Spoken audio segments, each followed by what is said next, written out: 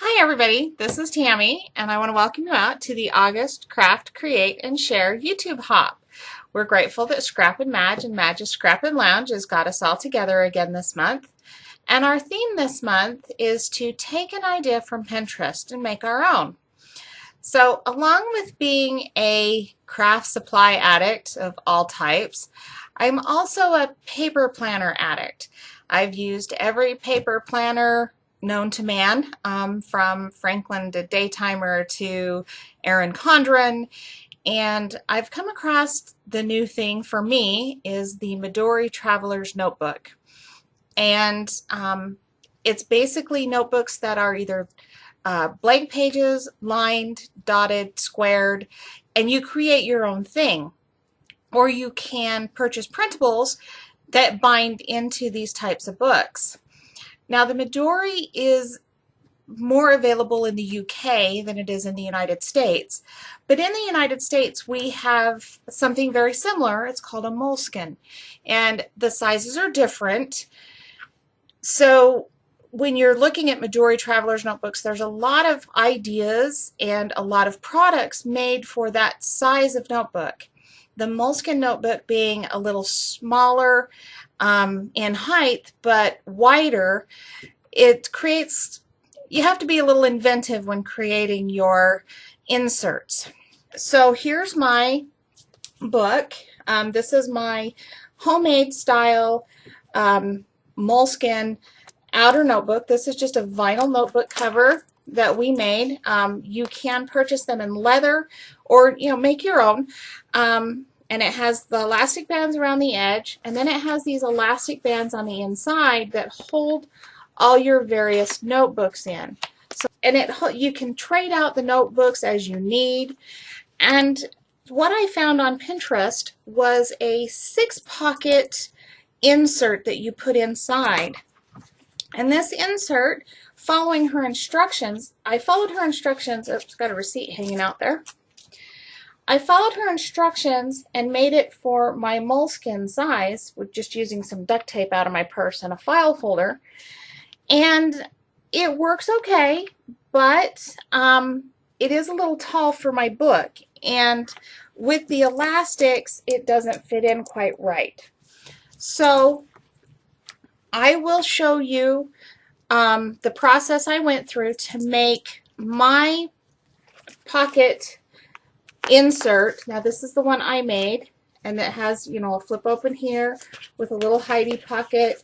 It has a magnet here so it closes, and then you go to the back and it's over here, and these little pockets right here are good for business cards. You open it up. I have my post-it notes right there handy. I have another pocket here, and then on the back of this one I actually took a post-it reclosable pocket that I purchased just at the office supply store, and I trimmed the edges down just a hair but left the integrity of the pocket so it still holds, and I glued it onto the back of my page. So I will turn the camera around and show you how I put it all together. I am the last stop on this great hop, but I want to make sure that you hit everybody along the way. So I will have a complete list of all of them below.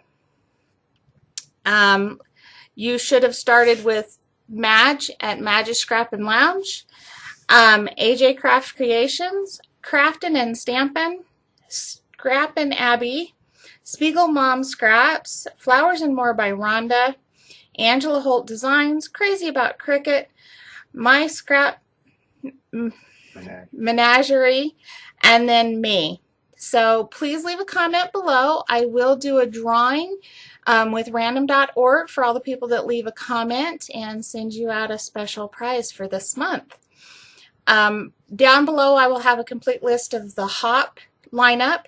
I will also have a pin available to the pin site that I got the idea off of. So let's get started. A file folder that I used, and I followed her instructions on where to fold and bring my sides in. Now, because the Midori is thinner than my Moleskine notebooks, and here's the difference. Let me take this out of the way for a second. Here's the standard size of a Midori. It's 8.5 by 4 and a little bit. I want to say almost a quarter. And here is the Moleskine, let me get this out of the way, that I like to use. Now there's not that much difference. It's only 8.25 tall, but it is 5 wide. And because it's wider, my file folder, these edges didn't come over as far as hers do. So these pockets are a little narrower than hers. And these pockets on the outside are actually, quite a bit larger, which that's okay. I used it. I have a receipt in here, and it was working well.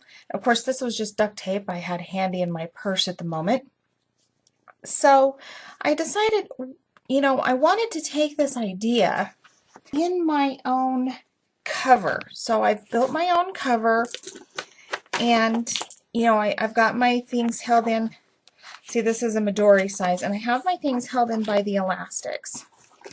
And following her instructions, because it was taller, it really doesn't fit underneath my elastics. I would have to go through and trim everything and retape it, which isn't that big a deal.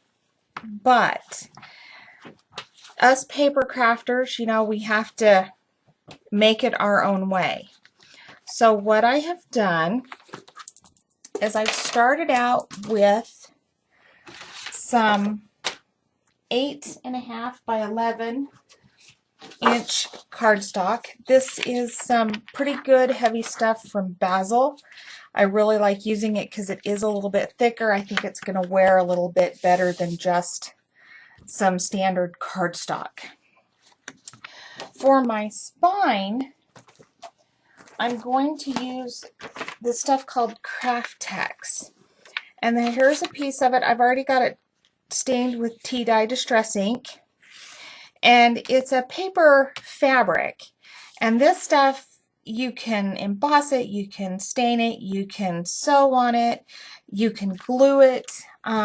It's some really good all versatile stuff, but it does not rip, it doesn't tear.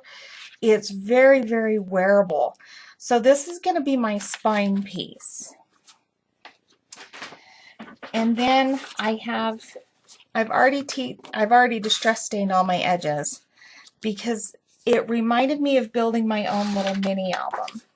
So I'm going to start putting this together, and I have a little flip. Let's see, this side goes over here.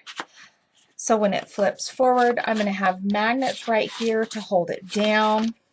I've got some diagonal pockets that I'm going to put right here on this side. And I've got 3 of those to set right here. And then when you flip it over, I actually have, this is a 3M pocket, a post-it pocket. It's already sticky. I trimmed the edges down just a little bit, and they're still good and secure so that it would fit on my page. And then I trimmed the bottom off. And so I'm going to use a clear packing tape to secure this edge so that it's closed and I can just shove my little things in there, my little trinkets, probably some paper clips or something. This one is going to be a business card holder. I have it scored so I know where to glue it down. I'm always collecting business cards, or I guess I need to bring it over. The little points cards. Every grocery store seems to have their own card now or something, so I've always got cards going on. And then I have a couple of extra pockets, and I'll show you where I'm going to put those on. So I'm going to get my my pattern paper cut and adhered, and then I'll put it all together and show you what it comes out like. Okay, so here we are with my finished file folder. As you recall, this was, kind of the start, the idea off of Pinterest. So here's what I have done. My very first page does not have any pockets on it, but it does have the calendar for 2014, and my husband's schedule is marked on it. It seems like this is my biggest point of reference for absolutely everything, for scheduling different things, and I have covered it with a clear piece of contact paper so that it's not going anywhere, and then I have my tab at the top. So when I open it up, I have a pocket here, and I put a magnet here. I don't have any pockets here, just because I don't want anything, kind of to disturb this page. I want to be able to put a picture or two here. But this pocket here is very secure because there's a magnet here and a magnet here, and it keeps it closed. So I can, that $20 or whatever I want to hide, or, kind of my spending money set aside, I can have there. Now these are 3 diagonal pockets that go all the way down for different notes or things that come along. This side over here, this is the spine. This will be underneath the spine, so you're not going to see this part. This over here will hold business cards this way, or it will even hold them this way. So that, oh, that one's just a hair tight. So that, you can, all those wonderful cards you have, for that. And I used actual glue here. If I was to use my double-sided sticky tape and I was to put something in there, it would get stuck. With the glue is dry and it doesn't stick on whatever you put in there. So you open up this side, and I have Post-it notes down here, and the reason I did that is so when I have my book open, I can flip this out and I can write some notes down.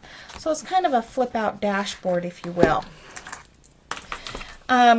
And then I have some small Post-its and some large Post-its. And this here is just another pocket for more stuff.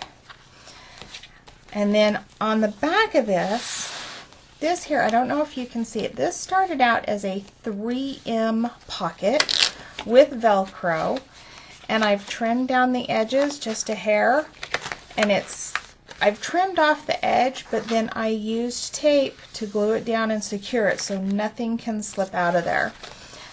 And I'll most likely put some of my stickers, some of your decorating stickers in there, and probably some of my goofy little paper clips that I like to have on hand. So now that I have it like this, I can put it in my book, and I just slide it underneath all my bands. I don't know if you can see all my elastic bands here. Oh.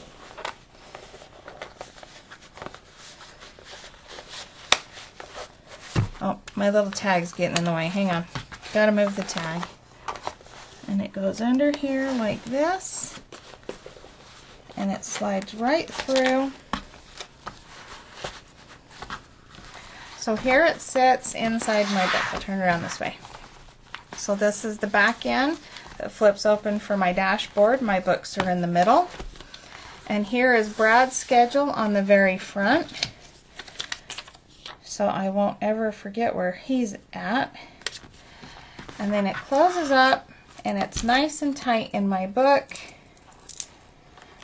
And I can just put my little thing around it with my charm hanging down the middle. And there is my version of the Midori Traveler 6-folder insert that I took the idea from Pinterest. So I'm glad you could be with us today. I hope you enjoy the rest of the ladies in the Hop and what they have for inspiration for you today.